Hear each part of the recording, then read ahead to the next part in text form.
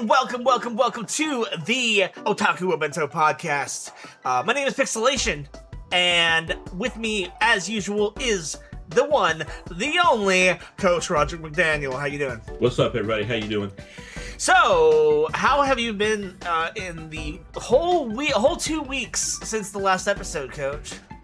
Time traveling. That's what I'm doing. No, I'm good, man. I'm wearing the same shirt as last time because I washed it since then. You know, that's my story, and I'm sticking to it. Okay. You're just like, okay. I time traveled into a new shirt. That's what I'm saying. So this is the one, the only podcast for determining what anime titles should be in the metaphorical diet for anime fans. And this episode is one where we're going to actually talk about an anime title. Last time we talked all about the culture side of anime, and now we are going to actually talk about an actual anime. And what an anime to start off on. We are going to be talking about the Monogatari series today. So it's a series that's the anime that made us friends. Yeah, it's near and dear to our heart. What connects us. Yeah, and that's kind of it kind of links to the last episode, because whenever we did our interview that we talked about in the last episode, we did it at my panel about the Monogatari series, and we were talking all about that. So it's very much ingrained in kind of who we are as anime fans. And I think it's a really good idea. And one question that I see all over the place: how the fuck do you watch the Monogatari series? So I figured, hey, let's take some time and let's talk about the different schools of thought, and we'll talk about our thoughts on any as they come, on each series as they come. First and foremost, like, are you caught up? Because I'm not. No, I think I need to watch, I want to say Zoku. Yeah, I haven't seen Zoku. And I don't think I watched the second season of Awari. Okay, so that I've seen that one. And I also haven't seen the side stories, the Koimonogatari, that didn't air for some reason. And I didn't see the more recent one, Monster Season and Off Season, which I'm gonna watch soon. Yeah, I haven't watched those either, so we're good. We're basically missed the same one. Yeah, the only ones we've really missed are the ones that they didn't bother to put on any streaming services. I think they might have put Monster and Off Season on Crunchyroll, but like Koimonogatari wasn't on Crunchyroll, and then Zoku wasn't on Crunchyroll, so it was one of those things. Nope. Yeah. So you kind of have to, if you want to watch that one, you kind of have to sail the high seas. Yep. But got to do some sketch. Yeah, but that's okay. You know, we here at the Otaku Obentou Podcast do not condone piracy, but sometimes you don't have a choice. Anyway. That sounded like we fully condone piracy. You said, the way you said that sounds like, ho, ho, ho, get a bottle of rum. What did you just Gonna become the king of the pirates. So let's go ahead and just jump into it. My first question for you is, like, I guess, what, if anything, convinced you to start this behemoth of a series? Because you don't just wake up one day and decide, I'm gonna watch Bakemonogatari. There's something that is like, I am gonna watch Bakemonogatari. I really am the guy that kind of woke up and said it. Here's what happened. It came into my life at a weird time where I was like, I wanted something different. Yeah. And, you know, I'm a rom drama guy. I love romance anime. But I also like things where they're really intelligent, like a Steven Soderbergh film or Tarantino film. The actors are really just showcasing witty dialogue, okay? And this was the witty dialogue anime for me. It was so smartly written. The characters were fascinating. Then you're going to tell me it's a little bit spooky. You know, this was the show that made me go watch Bunny Girl. Okay, yeah, that's valid. This is what sets that up. If I don't watch this, I never go give Rascal and Bunny Girl a shot. But this was a universe where every character was fascinating, and each week you're trying to dig deeper. It wore its sketchier parts on its sleeve proudly. And Yeah, so, they wore it like a badge of honor, and you just kind of went with it. Like, that makes sense for him, and you love it. it definitely wears its freak flag, or lets its freak flag fly very high. Oh, yeah. And like that was one of the things that I had to really wrestle with whenever I first started watching it, because like I was like, I don't really like, is it weird that I like this show about a freak? Like, is it, it kind of made me feel like, does it make me a freak to like this show about a freak? But over time, I realized, I guess you don't have to be the same kind of freak to enjoy the show about that weird kind of freak. So, No, we're all got freak flags. Some of us just fly them yeah. proudly. Yeah. And Koyomi Araragi is a character that, like, he's definitely a character. I'll just say it that way. There are things that this show has him do that I mean, yeah, you can make arguments that, like, oh, she's technically a ghost. It's like, no, you still shouldn't do that with a ghost child. You still shouldn't do that with a ghost child. Here's my thing. Anime is notorious for making characters that you sit there and go, that a little girl, and then you find out that's his mom. That's supposed to be the mom. The mom looks like a lolly. I don't know about this. So Bakemonogatari was really the Monogatari series, as it can be called. The umbrella term is the Monogatari series. Is a story at its core. It's a ghost story. It's about people dealing with yokai and ghosts and demons and just weird that bumps in the night, and it just so happens that the characters who are dealing with it are just really eccentric, and they each have their own quirks that kind of make them lovable in their own unique ways. Koyomi is who he is. I won't say that he's particularly lovable, but he's entertaining, to say the least. Senjogahara is like the most, like, I love her so much. I'm afraid she would hurt me. Like, it's one of those things where, like, it's kind of there's certain character archetypes in anime where it's like, I really like this character, but if she were real, she would absolutely stick her fist down my throat and pull out my esophagus, and I don't know if I like that or not. That's still to be determined, but I have thoughts on how you feel about it, but I'm not going to say up, Coach. You don't know me. You don't know me. It's an all ages episode. You can't say that. You got to believe that. You don't know me. You don't know what I like. After this many years, I think I do. Yeah. Anyway. It's been a lot of years, James. I think I do. Anyway. But yeah, so like I said, the question that everyone seems to be asking is, like, how do you watch it? Because it is a very long series, and there's no real indicator of, like, the order that you should watch it, except for, like, the Google search, how to watch the Monogatari series. You'll find something. But now when you Google that search, ideally, we'll be at the top of the list. So, and I want to give credit where credit is due. We are using the Crunchyroll guide as a kind of a model. We're not going to, like, use anything from it except for their order, but I want to give credit where credit's due, because I want them to give us credit if we ever are in that position. So starting off, we do have Bakemonogatari. So Bakemonogatari is made up of 5 arcs, I want to say. We got Itagi Crab, we got My Way Snail, Suruga Monkey, Nanako Snake, and then Tsubasa Cat. And that's the order that you should watch that one in. It's pretty straightforward. Episode 1 through 15. There's not really much trouble there.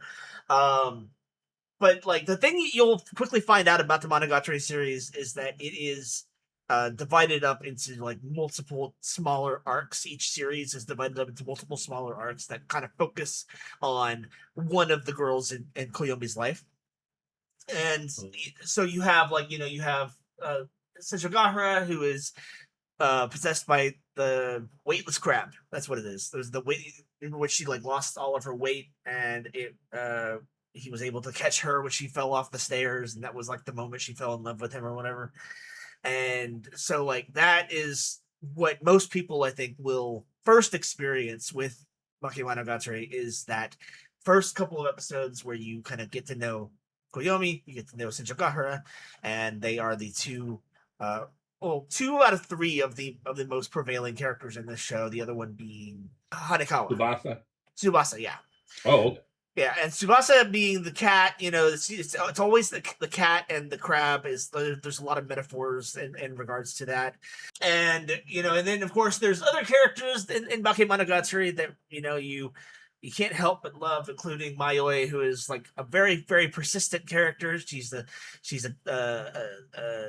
10-year-old ghost girl. Technically, that's a spoiler, but whatever. We gotta call it what it is. She's a ghost. And then you've got the hypersexual. I forgot her first name. It's Tsuruga. What's her name? Oh, I forgot her name, but it's Tsuruga is like her given name, I want to say, and she is basically that whole story is like a monkey's paw thing with and that's a whole deal and a half. Nadeko is the snake. Nadeko is like the girl who is kind of like way too young for Araragi, but she kind of falls in love with him anyway, and that leads to a whole devastating result later on. And then of course there's Hanekawa is the cat, and that's kind of how they end the first series. One thing that I wanted to mention to you, if you remember that far back when you were first watching Bakemonogatari, did you watch it on Crunchyroll or did you watch it elsewhere? I think I watched all of them on Crunchyroll. Okay, because I don't know if hold on, I can actually find this out real quick. I don't know if they ever put the last 2 or 3 episodes on Crunchyroll. Whenever I watched it, see, on Crunchyroll right now, they only have episodes 1 through 12. They don't have 13, 14, and 15. I think the only way you can watch 13, 14, and 15 are on like Hulu, I want to say. If that's even still a thing on Hulu, I don't know. But there was another platform where they had all 15 episodes, and so I only watched 1 to 12, and then I had to find another way to watch the last 3. Found that to be a little bit weird. But wait, wasn't there? We talked about this before privately off air, but wasn't it all at one time on the app? Doesn't even exist anymore. Verve, VRV. Verve, yeah. But see, Verve had it. But Verve was just Crunchyroll, so I'm thinking that maybe there was a licensing agreement where they could have it on Verve, but they couldn't have it on Crunchyroll for some reason. It was something crazy like that, but that was how I watched the whole 15. I've seen all these episodes. Right. In all fairness, though, like I do believe that I need to go back and rewatch it, to be completely honest, but I want to say that like it actually ends well with the 12th, and that 13, 14, 15 are just supplemental. Like you don't need them, but it helps to have them, if that makes sense. I think that I would say they fleshed out the story way better with those 3 more episodes. Oh yeah, definitely. And because I want to say I remember thinking, this is an interesting ending, but it could end this way if it were to end, But but then you go on, and so that's objectively that's the first one you should watch. Here's the thing I want to kind of take a little bit of a side tangent on, and that is you watched it release order, correct? Or did you watch it chronological? Oh no, I watched as it released. Okay. And then you kind of, which is funny because you hear these stories in the release order, and then a year later or 2 years later, you'll see, oh, this is the story from second season they were talking about. Right. Yeah, so it's kind of weird watching it like that. So this is a funny story. So I now believe that it is it's very important to watch it in release order first, and then you can go back and watch it in chronological order. And the reason I say that is because release order is how Nisio Ishii, who is the author of the series, intended for the story to be told. There are things that happen out of order, and that's going to confuse you at first. But that is I want you to rest. I want you to sit with that confusion. I don't want you to, we as humans have a tendency to be like, I don't like being confused. This doesn't make sense. I'm just going to quit. Don't do that. Don't do that. Sit with the confusion, figure out what it means. Eventually you will come back to that point and you'll say, oh shit, that's the thing. That's the thing that I was supposed to from, like you said, the character from way back when that just randomly came into the scene. That's where they started, things like that. And Yeah, and you're going to learn the stories of how he originally meets them, but you're not learning it in order. You're right. just as in the first season. Hey, there are characters that are here, and we just need you to accept that they're here. This is spooky and it's unhinged, but Right. just accept it. Like, for example, there's a character, I don't even remember their name, to be honest, but there is a character that shows up towards the end, really, who is just like, they just show up and they're like, oh, hey, by the way, how's it going? Like, oh, I know you. And it's like, wait, hold on. Who is this person? And why are they pretending like they know Koyomi? And it's because we just haven't heard that story yet. And we're going to get there. It's just, and then they're incredibly important. So you need to lock in. But it's like, you have to wait until the author is ready to tell that story, Now, there are some people that say that chronological order is absolutely off the table. You can't do that. I think that's stupid. You watch it how you want to watch it, but I just encourage you to start with release order and then go back. Which is weird because I encourage everybody to watch in chronological. That's fair.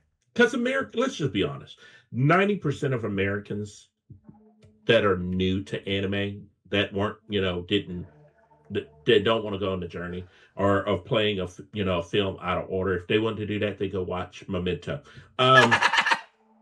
They're not going to do this with a film it's in Japanese, it's dialogue heavy. And I know that. And while I love it for those reasons, that doesn't mean most people will. So I tell them, this is a series that I think you need to Google it and watch it in the chronological order, and it's going to make more sense to your American brain that way. You're going to digest it easier, and that's not an insult. That's just the truth of the matter. Americans are very stuck in their ways about how they do things. Great, that's your thing. But I was blessed to travel internationally, so I kind of can break out of that thinking. I watched it in release. I definitely suggest it to people to watch it in chronological. If they're new to anime, if they're new to a deep dive where it's going to be heavy dialogue, very smartly written, like this is high level writing for in Japanese. So there's a lot of play on words that you're not going to understand. You gotta, that's a lot to ask any new anime fan to watch it in release order, and then hope they have the brain to stick with it like we did. Nah. Yeah, and like, admittedly, the Crunchyroll article that we are using is one that relies on chronological order. So I guess we could stick with that, and then towards the end, I can kind of go back, unless you want to start with release and then go back and go through chronological. But I don't really care either way. It's one of those things. I just want people to watch Monogatari. I feel like it's a series that I really enjoy, and I think a lot more people would enjoy it if they gave it a shot. And unfortunately, a lot of people are not interested in watching stuff that they are not already aware exists in a way. So, but yeah. So here, I'm gonna pull up a version. Let's start with release order, and then we'll go back and we'll circle back and do chronological. And that way, people who want to watch it one way or either way can like. This podcast will help them figure out the way to watch it, Right. That way, it doesn't matter what school of thought you have, as long as you watch the show, that's what matters. So, do you have something that shows it in release order? I am looking because I have chronological pulled up. Yeah, that the Crunchyroll one is the chronological. I am pulling up the Popverse article right now, and I will send it over to you. Yeah, so Bakemonogatari is kind of the either way, it doesn't matter really. That's in chronological you're going to watch something different, but we'll get there eventually. But if you're going by release order, Bake is the first one that you should watch. 15 episodes, like I said, 12 of which is available on Crunchyroll. The other 3, just find a way to watch them. That's really all there is to it. And then we get on to the second in the story, and that is Nisemonogatari. And that's a lot shorter, I want to say. It's 11 episodes instead of 12. and it is predominantly focused on Koyomi Araragi's twin sisters, younger sisters, who inherit different spirits of their own, and kind of just deals with expanding the family tree, figuring out because I still don't, as far as I'm aware, I don't think we've ever seen their parents. I don't think they really yeah, it's never that kind of story. But they expand the characters of Karen and Suki, and that's also where the second half of that season is where we get one of the most earworm openings ever. But not the most earworm. That still belongs to Renai Circulation from this first season. So, do you remember anything from this one? Because I don't. Oh God. You don't remember this season? The only thing I remember from this season is Kaiki being best girl. You don't remember the toothbrushing scene? Oh shit! Yeah, no, you're right. This is the toothbrush. Yeah. Oh God. Oh shit. Yeah, that's why I'm like, bruh.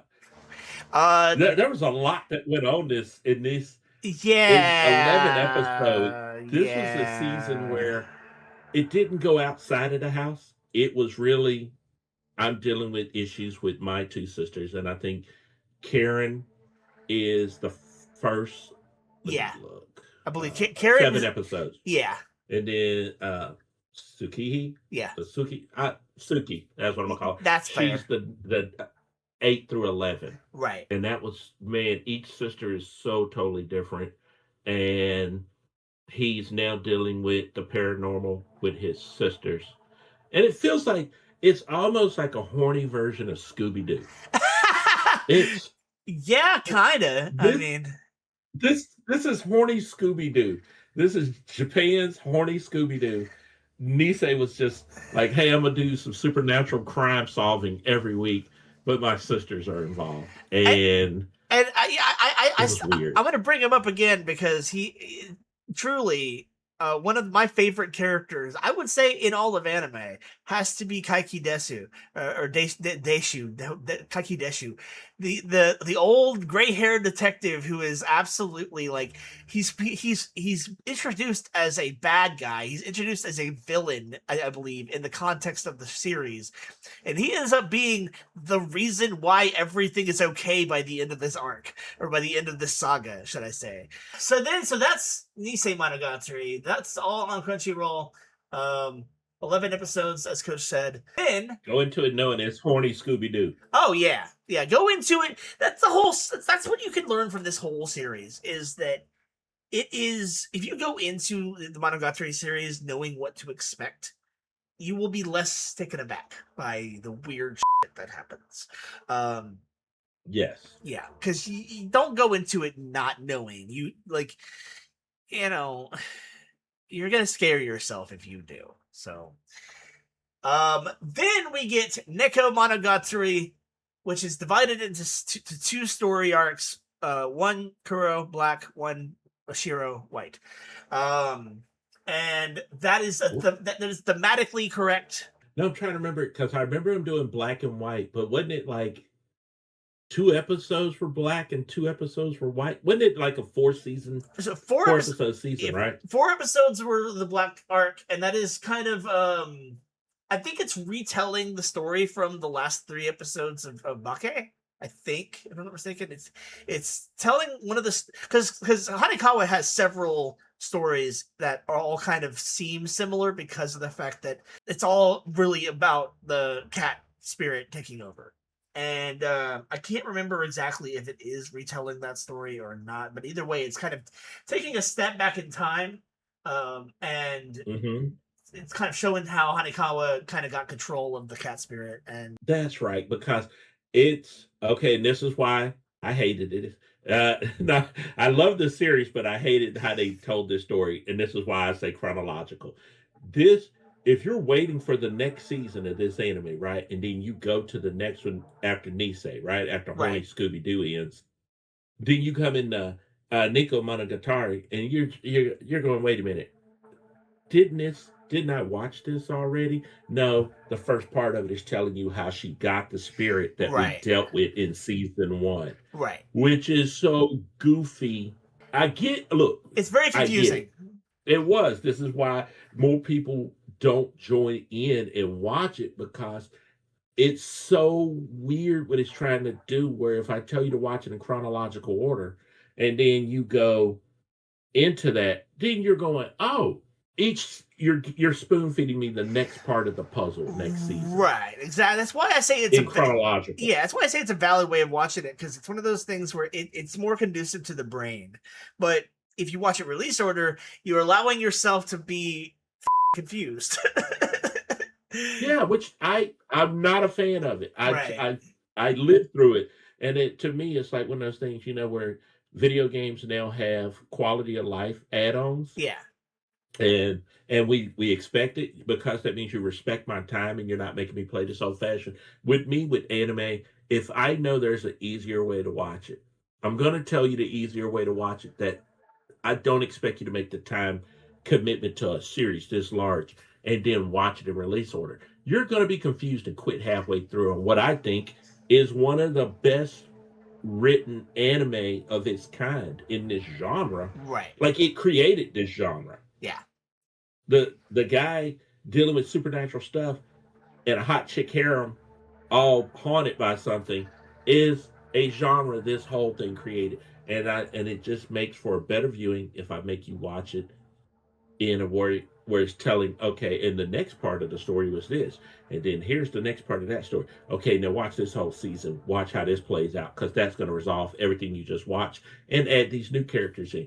And it just makes it, because I swear to God, if you watch it in release order, you're going to spend more time pausing it and then having to go Google, well, who the hell is this person? And that's just sucks to have. I got to pause this, go get my phone out and Google this person to figure out what I'm watching. Okay, do I need to go back and watch an episode? Did I miss something? No. Don't listen to James. This is one time I'm going to say it. Don't listen to it. Watch it in chronological. It's going to keep you from quitting it. Don't watch the release. I'm kind of wondering if this is basically just the neurotypical versus neurodiverse argument here, that like if you're neurotypical you watch it in chronological, if you're neurodiverse you watch it in release.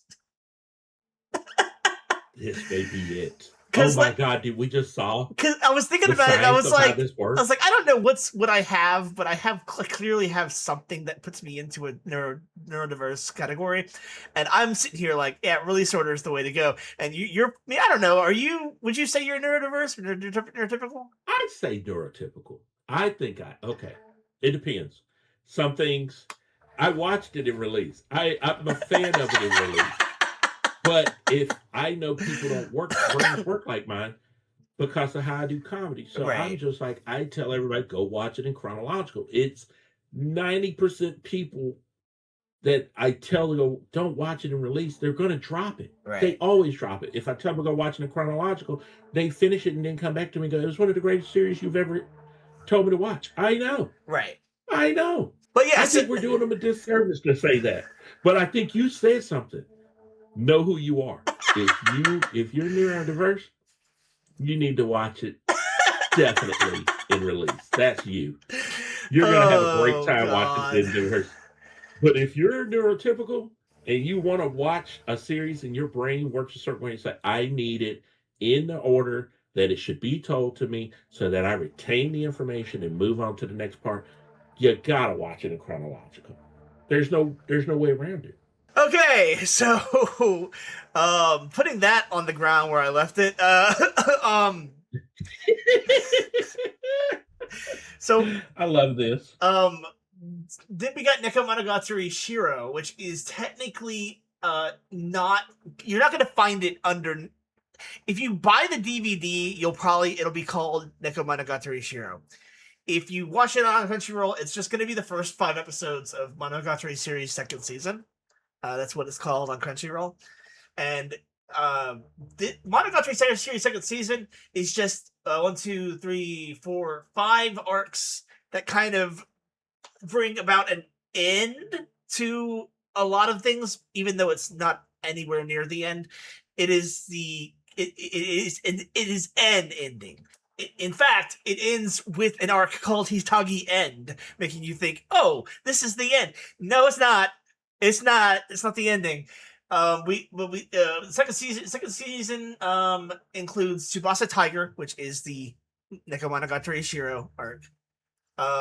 It is the Mayoi Jiangshi arc, which is the Kabukimonogatari. And then there's Nadeko Medusa, which is the Otorimonogatari. Shinobu Time, which is Onimonogatari, and then Hitagi End, which is Koimonogatari.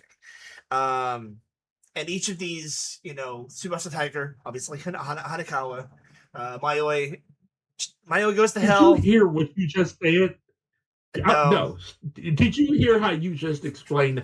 We basically named 5 different series for 5 different arcs in one thing called second season. And it's really... This is why it's so confusing. Most people. This is why it's so confusing. Yes.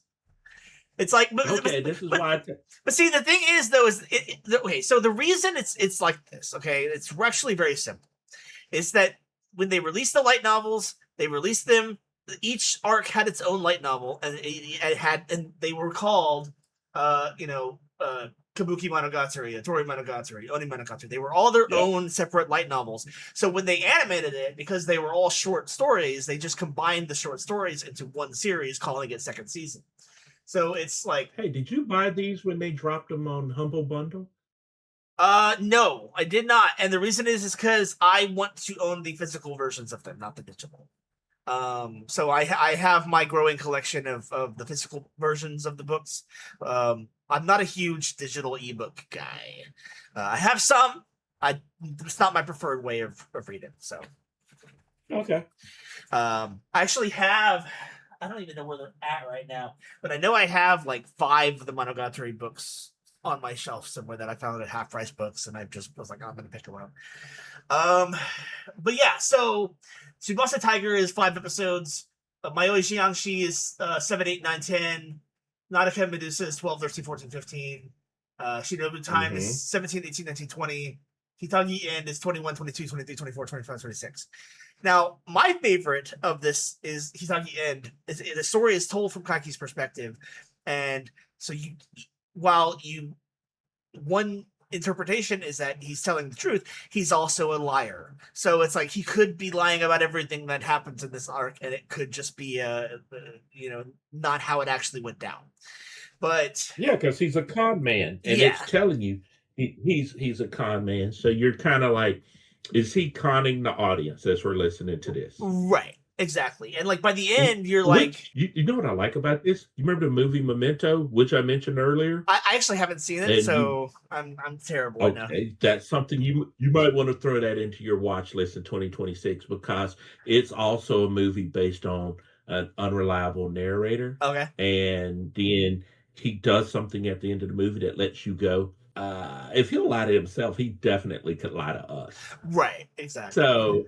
And this was the anime version of that. It's telling you a story for episodes 21 through 26, but it's told from the viewpoint of a con man. Right. Telling us the story. And then you're kind of going, he would lie to us. How much of this really went down that way? Right. And it's definitely interesting. And that's the thing, is we're only like halfway through at this point. And like, we're seeing all of these very interesting literary techniques being exercised in like Nisio Isin is truly a master of his craft. I would argue that Nisio Isin is the Hideo Kojima of light novels.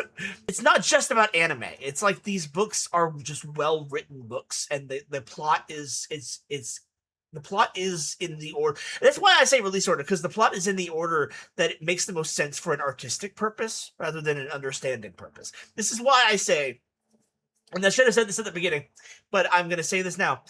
I believe, you know how with the anime, there's times where it'll just show a bunch of text on screen, and like it'll just be really fast, and it will just you might feel the need to stop, to pause it and read the text.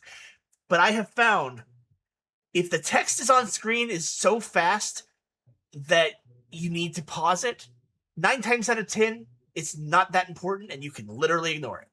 And the reason I say that is because you will stop and read it, and it'll literally just be like, "Hey, what's up? I'm the author." It'll just be stupid like that, and it won't really have anything to do with the story. And you could easily, and that's probably gonna get me, some hate. But like, I genuinely think if it's like bam, bam, bam, bam, bam, you do not have to stop and pause and read every line on that. No, because every now and then he did that for people like you who are going to be neurodivergent and they're not going to read it. And then a person like me who pauses it and read every single freaking one of them, there would always be things that were either jokes that were tongue-in-cheek references back to the story we're watching, Right. while there were some weird ones. But if you watched all of them, you're in on the joke with it. Yeah, If I you're guess like so. you and you got, that's not my point, I don't need to watch that, then you're like, you're driving me crazy. It's like I knew this episode was going to be the one to do it. This is the one that would tear us apart on the second episode. I just feel like if you're gonna read that, why not just read the damn book? I'm watching an anime. I don't want to read that shit. I want to watch the anime. How much anime is based on a manga or a light novel? Like 99%. Okay. Your argument is invalidated already. So you're like, you should never watch any anime, just go read the light novels. It's Okay. actually not invalidated because, and I'll tell you why. Because I love Demon Slayer, but you'll never guess what I will never do in my life. Read Demon Slayer. Anyway, moving on. Moving on from there, we have Hanamonogatari, which is actually like taking a huge leap from from where we were at Hitaki End all the way to like Koyomi's already going to college. He's not important anymore. What's really important is Tsuruga. She's the main character of Hanamonogatari. She is. This is basically a movie divided into 5 episodes. And maybe a hot take, not my favorite part in this series, just because it was kind of boring to me. There wasn't a whole lot going on, and like it was more of an introspective look into Tsuruga's mentality, and that's interesting in and of itself.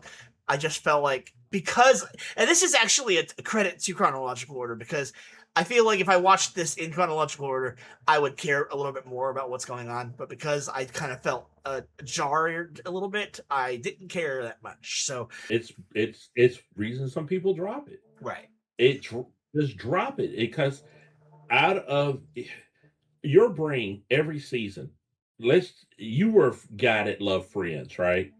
What season? What series? Of the show Friends. Oh, I love Friends. I've seen like 2 episodes. Oh, I see. I thought you were really into that show. I don't know. It's something about your whiteness that makes you think that. But you can't watch Friends season 1 and then jump to the Ross and Rachel kiss in season 2 and then go back to season 3, or season 2, and now all of a sudden it's like, wait, I thought he just kissed her last season. Right. I thought they were together. No, that was a story from the future we were telling you. But we're working toward that story. Right. Artistic or not, at some point, I'm just like, now you're just being a snob. Okay, so just stop. Okay. I'll give you that, because there are certain aspects of this series that I'm like, you didn't have to do that. Exactly. But then... That's all I've been wanting you to understand. That's it. Right. I'm not... Okay. But then after Hana, we get Tsukimonogatari. Now, Tsukimonogatari follows a corpse. Yeah, it's hard to. That's what she is. She's a corpse.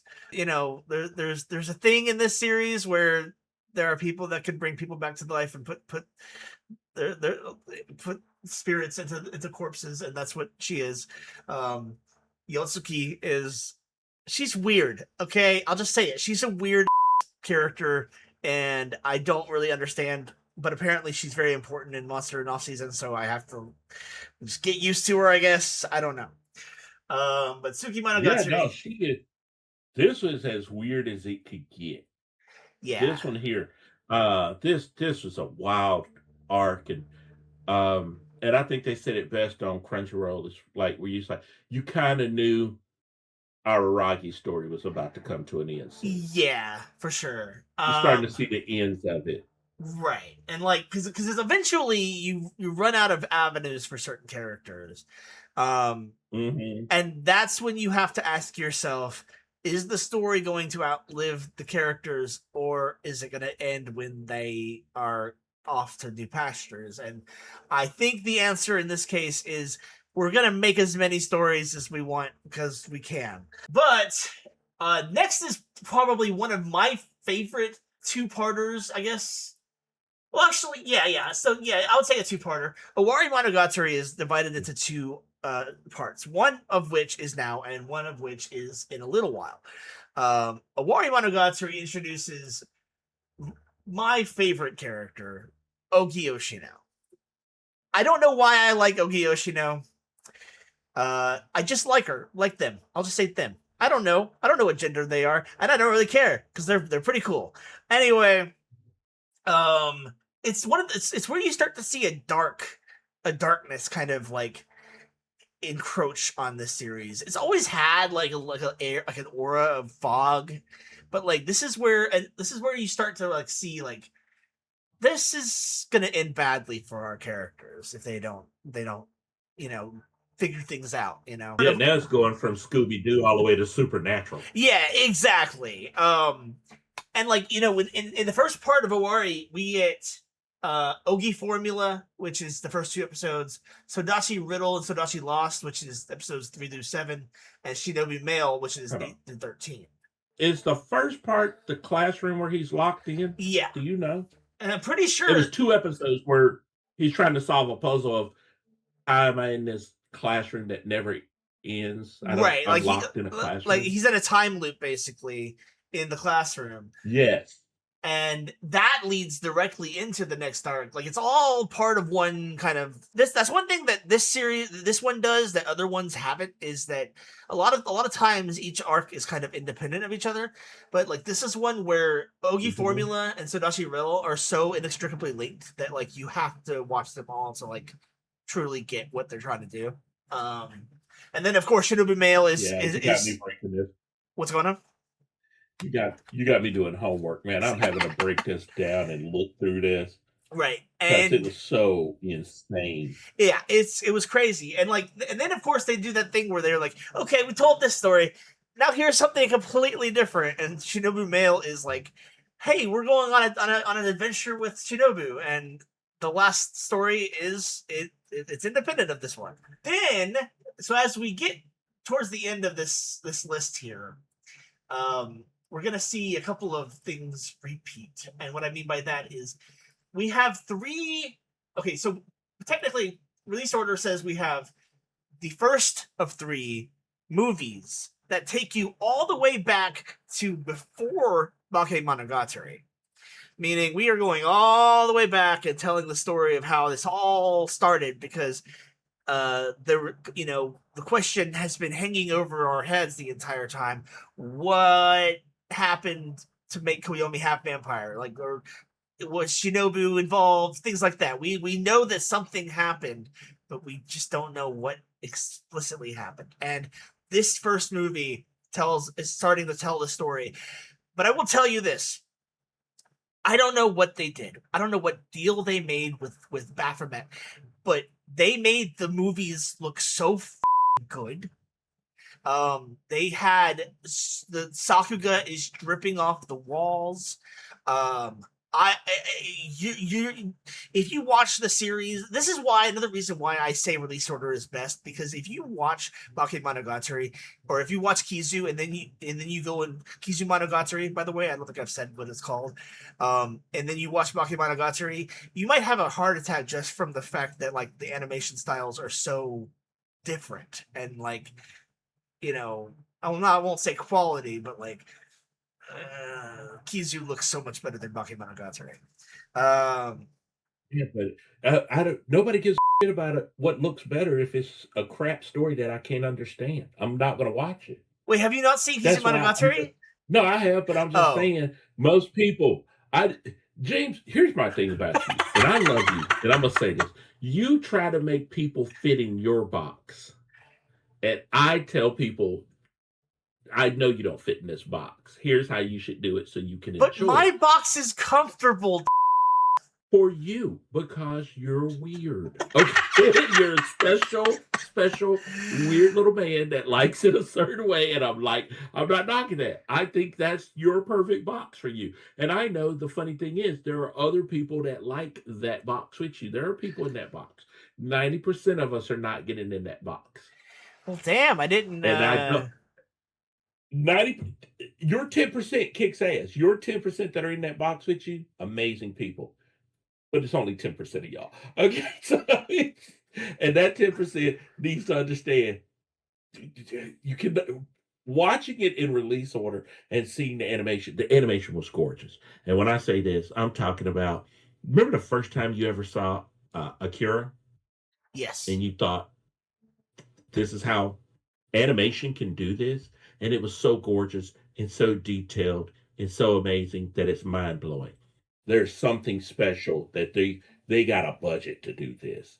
I need to pay attention to this story because they're bringing out the big guns for this story. That's all that is. Right. I don't think that makes me have to go, oh, I should go watch it in release order, because no, that's still weird. Yeah, whatever, man. Whatever. Know your brain pattern, and if you know, hey, I don't want to be confused, don't listen to James. James is not here to help you. He's not a good person. James is going to confuse you because his brain's confused. You got to watch it in chronological if you know that's how your brain works. In all fairness, there's no two ways about it. In all fairness, here's what I will say is that very soon I'm probably going to get off my and I'm going to watch the entire series again in chronological. And when I'm done, I'll come back to the show and I'll tell you, did it work for me or not? And then we'll go from there. Then we'll submit that to scientists, because it might genuinely be a situation where a study needs to be done on the effects of Monogatari series on autism. I don't know, I'm willing to pay for the test to figure out where you are on the spectrum at this point. Yeah, you're on one. You're on one. I don't know. You're light somewhere on the rainbow. That's all I'm saying. I can't comfortably state that because I don't really know, and I don't have any intention of finding out. So, anyway, I'm willing to pay for it. Because this series is really bringing it up. So anyway, moving on Kizimonogatari has 3 movies, but in between the first and the second one, you have Koimonogatari, which is one of the only series that did not get put on Crunchyroll. So you have to watch it through any other means possible. We don't condone whatever. Anyway, watch it how you will. That's just, please, for the love of God, unless you are like loaded, unless you have a lot of money, don't buy the DVDs, because those things are like 20 minutes long and they cost $200. Don't do that to yourself. Okay. Anyway, Koimonogatari is, from what I understand, I haven't seen it yet, admittedly, but from what I understand, it is a bunch of short stories that take place that are interspersed throughout the series. So if you're watching it in chronological, you can watch it. You can probably watch like some episodes of Koyomi and Bake. You can probably watch some in Nisei. They are spread across the entire timeline. You just have to find a guide that is not us to figure out which ones go where. And this is why chronological is probably bad, because you got to figure out which episodes of Koimonogatari to put into Bake, which ones to put into Nisei, and then which ones to put. It just sounds confusing to me, but whatever, man. Yeah, but also inessential. Like that's the part nobody ever says out loud. You don't have to watch it. You don't even need to watch this. Right. It's really just supplemental. It's just like, hey, do I want to watch a bunch of shorts about a movie, or do I want to watch the movie? Right. Unless you just love the characters, it's probably not essential to watch Koyomi. But then you got Kizimonogatari 2 and Kizimonogatari 3. And we've said basically all we're going to say about the Kizimonogatari movies. And then, of course, if you don't want to spend time watching 3 movies, they more recently, like I think last year in 2024, they released a compilation film called Kizimonogatari Koyomi Vamp, which is just all 3 movies squished into one big sandwich. So, you know, if you want to... Just picking our pockets dry. They really are. And then we get Otorimonogatari 2, which is probably the one series where my mind was absolutely blown wide open with this shit. With the way that they took all of these different story arcs and they just they paid them all off in one series. And I was just like, I sat with what happened in Owari 2. I sat with that for a good long while, and I was like, I forgot some of this stuff was even happening. And it just, the way it played out was like, I'm feeling feelings. I love this, you know. I don't specifically remember why it blew my mind, because it's been 7-8 years since I watched it. But I guarantee you, once I get there again in my rewatch, I'm probably gonna make a whole video talking about why I love it so much. So that's not the end, but that's the end of the main arc. Of course, there's also Zoku Otorimonogatari, which is the actual end, I guess. But still not on Crunchyroll. I haven't seen that one yet. Yeah, I haven't watched that one. That's one that I haven't seen. So that's where, and this is the thing you and I are going to talk about. It's hard to, we don't get it consistently guaranteed enough to finish it. Right. I'm gonna have to put on a patch and a peg leg and get a parrot on my shoulder to finish it. Right. Yeah. Exactly. Because I don't know how else I'm gonna see this, and I'm not paying $200 for a Blu-ray or DVD. Absolutely not. The day that y'all see a Aniplex DVD on my shelf is the day that I clearly have won the lottery. So, you know, hit me up for some money, I guess. That'll be my sign. Did Coach win the lottery? Does James have the whole Monogatari series on Blu-ray in 4K? Yeah, I won the lottery. It's like they say. It's like if I win the lottery, it won't all be obvious, but there will be signs. Yeah, there will be signs, and the sign will be that I spent money to buy that whole thing for you. That'll be the first sign that well, Coach won. Thank you in advance, Mr. Coach. Santa Claus. But yeah, so, and then of course the last thing that we really can mention in the chronological order is, or in release order, is Monogatari Series Off and Monster Season, which only just aired, I want to say, in 2024. And I have not seen it yet, and I don't believe you have either, Coach. Is that correct? Mm-mm. So that's right. Yeah, that's something something we gotta catch up on. And maybe in a future episode of Otaku Obentou, we can kind of revisit some of this and figure out like we talked about the order. Now, is it still good? Is a question that I might want to raise in a future episode. Because I still remember it fondly, but watching it in the 2020s might be a little different than watching it in the 2010s. So we might want to do that later on. That being said, that has been the Otaku Obentou Podcast. I want to put a call out to our audience. At this point, we've reached, this is our second episode. If you have any ideas for topics for future episodes, I'm going to put an email address on screen, somewhere on our screen, and send us an email. Let us know kind of what you're thinking, what episodes you'd like to see from us, because we have our ideas, but, it would be nice to incorporate some audience participation as well. This could be like a little bit like Welcome to the Trash Heap, where we ask you, send us something. Yeah, exactly. Send us a recommendation. Right, yeah. Is there a genre you want us to watch? We'll watch it. It doesn't pick our favorite out of that genre. It also doesn't have to be a topic. What you could also, like Coach was saying, what you could do is, that one weird ass anime that you've never heard anyone talk about, and you're like, we want y'all to talk about that. Send us a title. Send us a link. Yeah. If you have a clip that you've found from an anime that you just need to show somebody, send us the clip. I'm not even gonna say that we can't do some ecchi stuff. I mean, like, we might be able to put an age gate on that and do some age stuff. Who knows? But generally speaking, though, it is going to be an all ages podcast. But just we can put some stuff on Patreon, like you said. We can put some stuff on Patreon. We can. The sky's the limit, really. When it comes down to it, we've got a lot of ideas that we can draw from. But I'll watch it and put the Patreon episode up and send you a free month of Patreon so you can see the episode where we address it if it's really at you. There you go. That's so now mind you, we don't have a Patreon set up yet, but that is definitely on the cards at some point in the future. So yeah, we got some things that we already see that we're gonna have to talk about that YouTube's never gonna let happen. So yeah. But anyway, thank you all for watching. This has been Pixcelation. And this is your boy Coach Silky, aka Roger McDaniel. Thank you all for watching. We'll see y'all in the next one.